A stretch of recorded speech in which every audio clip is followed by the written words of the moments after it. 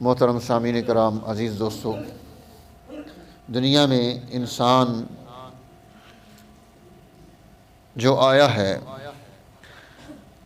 اس نے اس دنیا میں آ کر انسانی سوسائٹی اور سماج کو قائم کیا، پیدا کیا، اور سماج کے لیے انسان کو معاہدات کی ضرورت پیش آتی ہے۔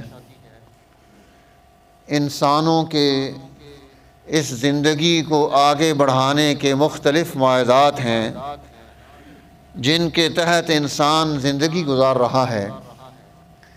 یعنی آپ دیکھیں کہ معاہدہ نکاح ہے، میاں بیوی کے درمیان قائم ہوتا ہے۔ اسی طرح کوئی آدمی کوئی چیز بیچ رہا ہے، خرید رہا ہے، تو ان کے درمیان معاہدہ بیع و شراء قائم ہو گیا۔ انسانی سوسائٹی میں لوگ ایک دوسرے کے ساتھ تعلقات بناتے ہیں تو ان تعلقات کی بنیاد بھی معاہدات پر ہوتی ہے۔ ملک کے اندر جو لوگ موجود ہیں انہیں بھی اپنے رابطوں کی بنیاد معاہدات پر رکھنی ہوتی ہے۔ سوسائٹی اس سے وجود میں آتی ہے۔ قوموں کے آپس میں قومی ملی معاہدات ہوتے ہیں جن معاہدات کے تحت وہ قومیں دنیا میں کردار ادا کرتی ہیں۔ تو یہ جو سوسائٹی وجود میں آتی ہے اس کا تعلق معاہدات کے ساتھ ہوتا ہے۔ اور اب یہ سوسائٹی اچھی سوسائٹی ہوگی یا بری سوسائٹی ہوگی، اس کے اندر کون سی چیز پائی جائے گی تو وہ اچھی بن جاتی ہے۔ معاہدات کی نوعیت کس طرح کی ہو تو وہ خراب سوسائٹی وجود میں آ جاتی ہے۔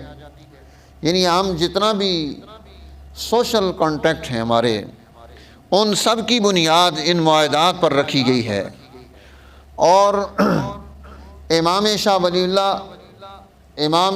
ولی اللہ محدث دہلوی نور اللہ مرقدہ نے انسانی سماج اور سوسائٹی کو جن چیزوں کے ساتھ معنون کیا ہے، نام دیا ہے، اسے ارتفاقات کہا جاتا ہے۔ ارتفاق کا مطلب ہوتا ہے، یہ رفق سے نکلا ہے کہ سوسائٹی کو سہولتیں دینا، سوسائٹی کو آسانیاں دینا، ان کے اندر خیر اور خوبی منتقل کر دینا۔ اور انسانی سوسائٹی اللہ جل جلالہ نے یہ جو دین اسلام ہمیں دیا ہے، قل یا ایھا الناس انی رسول اللہ الیکم جمیعا، آپ یہ بات ارشاد فرما دیں کہ میں تم سب کی طرف تمہارے سارے معاملات میں نبی اور رسول بنا کر بھیجا گیا ہوں۔ ہدایت کی، رہنمائی کی تمام چیزیں تمہیں اب مجھ سے لینی ہیں، میرے علاوہ نہیں لینی۔ چاہے وہ زندگی کا کوئی بھی معاملہ ہو، اس کا تعلق عبادت کے شعبے سے ہو، اس کا تعلق معیشت کے شعبے سے ہو، اس کا تعلق سیاسیات کے شعبے سے ہو، اس کا تعلق عمرانیات کے شعبے سے ہو، سوشیالوجی کے ساتھ ہو، زندگی کے ہر موڑ پر، ہر مقام پر، ہر جگہ پر، ہر علاقے میں ہمیں رہنمائی لینی ہے۔ انی رسول اللہ الیکم جمیعا، میں تم سب کی طرف، دنیا کے تمام انسانوں کی طرف، جہاں بھی وہ رہتے ہوں، جو بھی وہ کر رہے ہوں، ان سب کی طرف اللہ کا رسول بنا کر بھیجا گیا ہوں۔ اور آپ نے زندگی کے ہر مرحلے میں امت کو رہنمائی دی، خیر خواہی کی چیزیں پیدا کی۔ اسی لیے امام شاہ ولی اللہ نے یہ جو ارتفاق کا لفظ استعمال کیا انسانی سوسائٹی کو آگے بڑھانے کے لیے، یہ ان کا ذاتی نہیں، اس کو بھی قرآن حکیم نے پیش کیا ہے۔ سورۃ الکہف آپ ہر جمعے کو پڑھتے ہیں، اور اس سورہ مبارکہ میں قرآن حکیم نے ایک مقام پر اہل جہنم کا تذکرہ کیا، ان کو جو سزائیں ملیں ان کا تذکرہ کیا، ان پر جو غضب نازل ہوئے ان کا تذکرہ کیا۔ اور اس تذکرے کو اختیار کرنے کے بعد اللہ جل جلالہ یہ بات ارشاد فرماتے ہیں کہ انہیں یہ سزائیں دی گئیں، ان کے چہرے جھلس گئے، انہیں وہ پانی گرم تپتا ہوا پلایا گیا اور ان کے لیے وہ وہاں پر ایک مقام رکھا گیا جسے جہنم کہا جاتا ہے۔ اس کے ساتھ قرآن کہتا ہے کہ وساعت مرتفقہ، یہ کتنی بری جگہ ہے جس کو انہوں نے اختیار کیا، دنیا میں ظلم کر کے، ناانصافی کر کے، اللہ اور اس کے رسول کے حقوق کو توڑ کر، اللہ کی مخلوق کے حقوق کو غصب کر کے انہوں نے اپنے لیے جو دروازہ کھولا ہے وہ ساعت مرتفقہ، رہنے کے اعتبار سے سب سے بری جگہ ہے، سب سے بیکار جگہ ہے جس کا انتخاب انہوں نے خود کیا ہے۔ اور جب قرآن حکیم ایمان والوں کا تذکرہ کرتا ہے ان الذین آمنوا وعملوا الصالحات، کہ انہوں نے ایمان کو اختیار کیا، انہوں نے درست عمل اختیار کیا، انا لا نضیع اجر من احسن عملا، جو اچھا عمل کرتا ہے ہم اس کے اجر کو، بدلے کو ضائع نہیں ہونے دیتے، وہ قائم ہوتا ہے۔ اس لیے قرآن حکیم اب ان کی نعمتوں کا تذکرہ کرتا ہے، باغات کا تذکرہ کرتا ہے، انہار نہروں کا تذکرہ کرتا ہے، نعمتوں کا تذکرہ کرتا ہے، اور اس تذکرے کے بعد قرآن حکیم کہتا ہے وحسنت مرتفقہ، ان کے پاس رہنے کے لیے کتنی اچھی جگہ ملی، نعمتیں ہی نعمتیں ہیں، انعامات ہی انعامات ہیں، سہولیات ہی سہولیات ہیں، اور اللہ کی رضا ہی رضا ہے۔ ہر چیز ان کے اس اشارے پر وہاں پر پہنچ رہی ہے، کھانے کی کمی نہیں، پینے کی کمی نہیں، نعمتوں کی کمی نہیں، زمین کی کمی نہیں، وسعتیں ہی وسعتیں ہیں، جہاں وسعتیں ہوں وہاں فرمایا حسنت مرتفقہ، انہوں نے ارتفاق جو اختیار کیا ہے وہ کتنا ہی اچھا ہے، کتنا ہی بہترین ہے۔ اب انسانی سوسائٹی، دنیا میں ہمارا عمل، ہمارا کردار، ہمارا رویہ، ہماری زندگی کی یہ بنیادیں انسانی سوسائٹی کو سہولت پہنچا رہی ہیں، اس کے لیے آسانیاں پیدا کر رہی ہیں۔ ہم نے جو قانون بنایا، ہمارے حکمرانوں نے جو قانون بنایا، ہم نے جو انسانوں کے لیے نظام ترتیب دیا، وہ سات مرتفقہ میں آتا ہے یا حسنت مرتفقہ میں آتا ہے۔ آج ہم جب غور کرتے ہیں ہم جہنم کی زندگی گزار رہے ہیں۔ بلوں کے بل ہیں، بجلی کا بل دے کر فارغ ہو تو گیس کا آ جاتا ہے، وہ دے کر فارغ ہو تو دوسرا بل آ جاتا ہے، تیسرا آ جاتا ہے۔ اخراجات نے کمر توڑ دی، یہ ساعت مرتفقہ، سوسائٹی تباہی اور بربادی کی طرف چلی گئی، سوسائٹی میں خرابی پیدا ہو گئی۔ یہ ارتفاق جسے ہم نے اختیار کیا ہے اس میں کوئی سہولت نہیں ہے۔ حضرت سیدنا عمر بن الخطاب رضی اللہ تعالیٰ عنہ رات کو سوسائٹی کا جائزہ لے رہے ہیں، گشت کر رہے ہیں، ایک گھر سے آواز آتی ہے بچے کے رونے کی۔ وہ کہتے ہیں بچہ کیوں رو رہا ہے؟ وہ کہنے لگے بابا چل اپنا کام کر، تو کیوں پوچھ رہا ہے ہم سے بچہ کیوں رو رہا ہے؟ کہا بتاؤ تو صحیح اس بچے کو مسئلہ کیا ہے، اس کے رونے سے ہمیں تکلیف ہو رہی ہے۔ اس نے کہا اندر سے خاتون نے کہ عمر بن الخطاب نے قانون بنایا ہے جب بچہ پیدا ہو کر دودھ پینا شروع کر دے، جب اس کے دودھ پینے کی عمر ختم ہو جائے تو پھر اس کا وظیفہ شروع کیا جائے، دودھ پینے کی عمر تک وظیفہ نہیں دیا جائے گا۔ حضرت عمر رضی اللہ تعالیٰ عنہ پریشانی میں مبتلا ہو گئے، اس عورت سے کہنے لگے، ماں سے کہنے لگے کہ ایک رات کا انتظار کر لو، صبح تک اس بچے کا دودھ مت روکو، صبح تیرے لیے قانون تبدیل کر دیا جائے گا، تمہیں سہولت دی جائے گی۔ ہم سوسائٹی میں وہ ارتفاق پیدا کرنا چاہتے ہیں جو انسانی سماج کو آگے بڑھائے، انسانوں کو ترقی دے، ان کے مسائل حل کرے۔ صبح کی نماز تک حضرت عمر نے انتظار کیا ہے، نماز فجر کے بعد متصل وہاں پر مسجد نبوی شریف میں میٹنگ بٹھائی جاتی ہے، تمام منتظمین کو جمع کیا جاتا ہے، خلافت کے چلانے والوں کو جمع کیا جاتا ہے کہ یہ قانون جو ایک بچے کی رات کی نیند اس سے چھین لے، یہ قانون انسانیت کے لیے نہیں رکھا جا سکتا، قانون میں تبدیلی پیدا کی جائے۔ وہ جماعت بیٹھ کر غور و خوض کرتی ہے، قانون تبدیل کیا جاتا ہے کہ آئندہ کے بعد اس بچے کا وظیفہ آج سے جاری کیا جائے، اور آئندہ کے بعد کوئی بچہ پیدا ہونے کے بعد اس کا وظیفہ جاری کر دیا جائے، ماں باپ پر اولاد بوجھ نہ بنے، ان کی ضرورتیں پوری ہو رہی ہوں۔ یہ ہے حسنت مرتفقہ، اولاد کے لیے ماں باپ کو اتنی پریشانی بھی نہ برداشت کرنی پڑے۔ دین اسلام انسانی سماج کو، سوسائٹی کو اس کے اندر خوبی منتقل کرنا چاہتا ہے۔ اس لیے اسلام نے ارتفاقات کے اعتبار سے اس کے ارتفاقات عقلی بھی رکھے۔ ارتفاقات عقلیہ ہیں، ایک ارتفاقات معاشیہ ہیں کہ عقلی اعتبار سے جو لوگ دماغی کام کرتے ہیں انہیں کس چیز کی ضرورت ہے، انہیں سہولت کیسے ملے گی، انہیں آسانیاں کیسے ملیں گی، ان کی سوسائٹی کو آگے کیسے بڑھایا جائے گا۔ اس ارتفاقات کو ترقی دینے کے لیے آج چیزیں وجود میں آئیں۔ آپ دیکھیں یہ جو تقسیم ہے، ضرب ہے، جمع ہے، یہ قانون بنے، یہ اسی لیے بنے، اسی قانون پر کیلکولیٹر بنایا گیا، یہ دماغی کام کرنے والے کو سہولت ملے۔ اسی قانون پر کمپیوٹر وجود میں آیا، دماغی کام کرنے والے کو سہولت ملے۔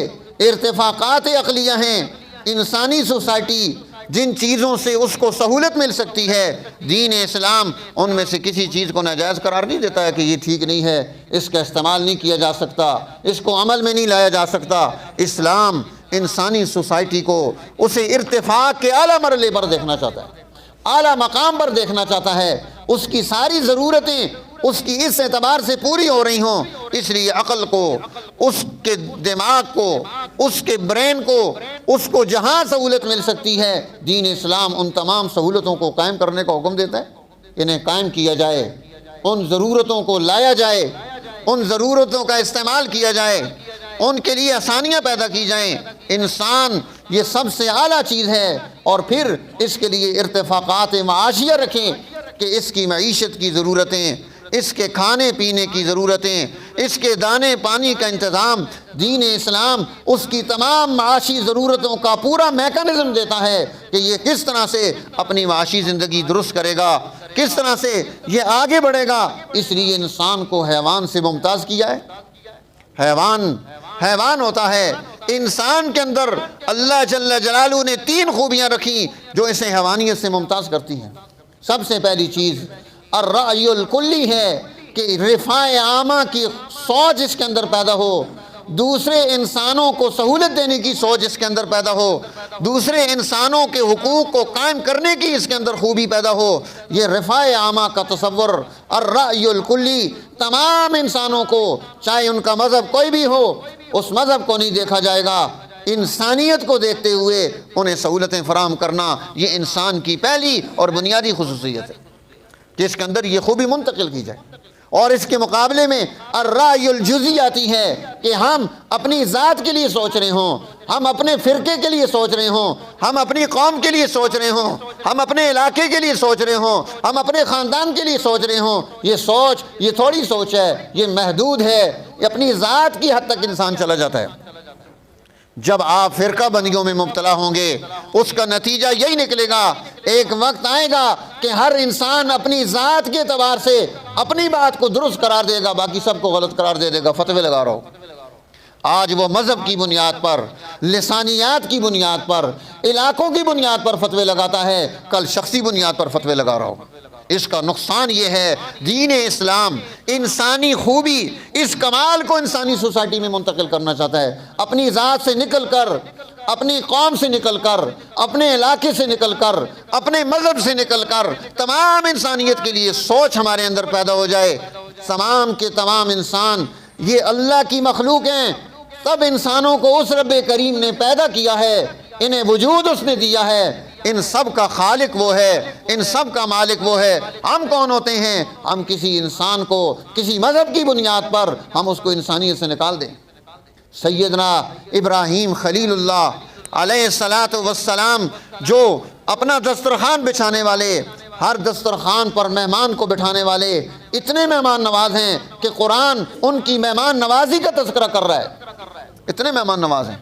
ایک مہمان آتا ہے، اسے بوڑھے مہمان کو دور بڑے شاہراہ سے، شاہراہ عظیم سے پکڑ کر لاتے ہیں، ہاتھ دھلواتے ہیں، دسترخوان بچھاتے ہیں، اس کے سامنے کھانا رکھتے ہیں، اللہ کا نام پڑھ اور کھانا کھا۔ اس نے کہا اللہ کون ہوتا ہے؟ میں تو نہیں جانتا۔ ابراہیم خلیل اللہ نے اس مہمان کو اپنے دسترخوان سے اٹھا دیا۔ ادھر مہمان باہر نکلتا ہے، ادھر جبریل امین آ جاتے ہیں، اللہ سلام دے رہا ہے۔ اللہ پوچھتا ہے ابراہیم، اس انسان کو پیدا ہونے کے بعد بوڑھا ہونے تک میں نے رزق دیا، آج ایک دن تیرے پاس بھیجا ہے، اس کو بھوکا بھیج دیا۔ دین اسلام یہ نہیں دیکھتا ارتفاقات میں، معاشیات میں، آپ کی سوسائٹی میں رہنے والا یہ فرد یہ مسلمان ہے یا نان مسلم ہے، ہر ایک کو معیشت کی ضرورت ہے، ہر ایک کے ساتھ پیٹ لگا ہے، ہر ایک کی اولاد کو تربیت کی ضرورت ہے، اس کو وسائل کی ضرورت ہے۔ دین اسلام سب کے حقوق کو قائم کرنے کا ہمیں رہنمائی دیتا ہے۔ یہ ہے الرأی الکلی۔ الرأی الجزئی سے نکل کر ہم اللہ کی مخلوق کے بارے میں سوچنے والے ہوں، ہم ان کے حقوق کو قائم کرنے والے ہوں۔ دین اسلام ہمیں ان تمام فرقہ بندیوں سے نکالنا چاہتا ہے۔ آج ہم نے دین اسلام کے اس معاشی نظام کو پڑھا ہی نہیں، جس کا نتیجہ ہم اپنی سوسائٹی میں دیکھ رہے ہیں۔ آج غربت ہے، آج تنگ دستی ہے، آج افلاس ہے، آج خودکشیاں ہیں، آج ایک عورت اپنی عزت بیچتی ہے پیسے حاصل کرنے کے لیے۔ کیوں؟ کہاں گئے اسلام کے ماننے والے، اسلام کو قبول کرنے والے؟ ان کی سوسائٹی میں، ان کے سماج میں ایک انسان اتنا گر جائے اپنے پیٹ کے لیے، 2 روٹیوں کے لیے، کیوں اسے گرنے دیا جائے؟ انسانی سوسائٹی میں انسانوں کے ہوتے ہوئے یہ مرحلہ کیوں پیش آئے؟ آج یہ کیوں ہے؟ یہ مذہبی طبقہ، اسلام کا نام لینے والا، اللہ جل جلالہ کو قیامت کے دن کیا جواب دے گا؟ تو میرے دوستو، اسلام یہ پہلی بنیاد قائم کرتا ہے۔ اسلام نے انسانوں کے اندر جو دوسری خوبی بیان کی، فرمایا اس کے اندر مادہ ہے ایجاد اور تقلید کا۔ دنیا میں انسانی ضرورتوں کو قائم کرنے کی چیزیں قائم بنائے گا، موجد بنے گا، سائنسدان بنے گا، چیزوں کو وجود میں لائے گا، انسانوں کو سہولتیں ملیں، انہیں آسانیاں ملیں، ان کے مسائل حل ہوں، یہ ہر طریقے سے سہولت کے ساتھ کام کر سکے۔ تو ایجاد کرنا چیزوں کا یہ انسانی خوبی ہے۔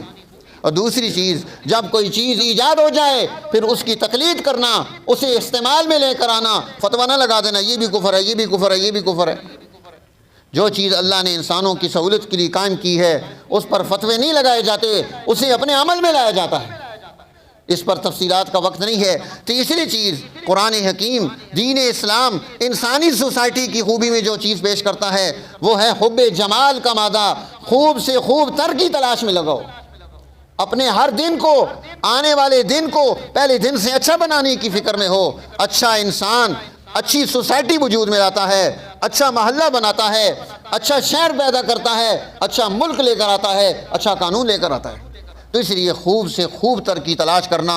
اب یہ چیزیں حیوانات میں نہیں پائی جاتی، انسان کو یہ خوبی دی ہے، انسان کو یہ کمال دیا ہے، انسان کو یہ ملکہ دیا ہے۔ آج انسان اپنی اس خوبی سے، اپنے اس کمال سے، اپنے اس ملکے سے، اپنی اللہ کی طرف سے اس عنایت سے کیوں اس کو یہ پیچھے ہے؟ اس سے آگے بڑھنا، انسانی سوسائٹی کا ارتفاق درست کرنا، یہ دین اسلام کا بنیادی ہدف ہے۔ اس لیے اس کو بے دینی کہہ کر کہ جی ہم تو راہبان ہو کر رہیں گے، ہم تو غاروں میں رہیں گے، ہمیں تو کوئی ضرورت نہیں قانون پیدا کرنے کی، نہیں۔ دین اسلام زندگی کی پہلی بنیاد پر قانون پیدا کرتا ہے۔ ایک بچہ تبھی پیدا ہوتا ہے جب معاہدہ نکاح ہوتا ہے۔ معاہدہ نکاح کے بعد اولاد کیسے پیدا ہو سکتی ہے؟ اسلام نے ہمیں معاہدات کی زندگی دی ہے، قوانین کی زندگی دی ہے۔ قانون اس کو قائم کرنا بھی اور اس کی اتباع کرنا بھی دونوں چیزیں ہیں۔ اللہ جل جلالہ ہمیں وہ سماج بنانے کی توفیق نصیب فرمائے جس کے لیے قرآن حسنت مرتفقہ کا لفظ استعمال کرتا ہے کہ کیا یہ اچھی گزران ہے ان کی، کیا اچھی زندگی ہے ان کی، کیا بہترین زندگی گزار رہے ہیں وہ، اور اس سماج سے، اس سوسائٹی سے ہمیں نکلنے کی توفیق نصیب فرمائے جس معاشرے کے بارے میں قرآن کہتا ہے کتنے برے لوگ ہیں، کتنا برا سماج ہے ان کا، ساعت مرتفقہ، کیسی ان کی ارتفاق ہے، پریشانی میں مبتلا ہے، تاکہ ہم دنیا میں بھی سرخرو ہوں، آخرت میں بھی سرخرو ہوں۔ وآخر دعوانا الحمدللہ رب العالمین۔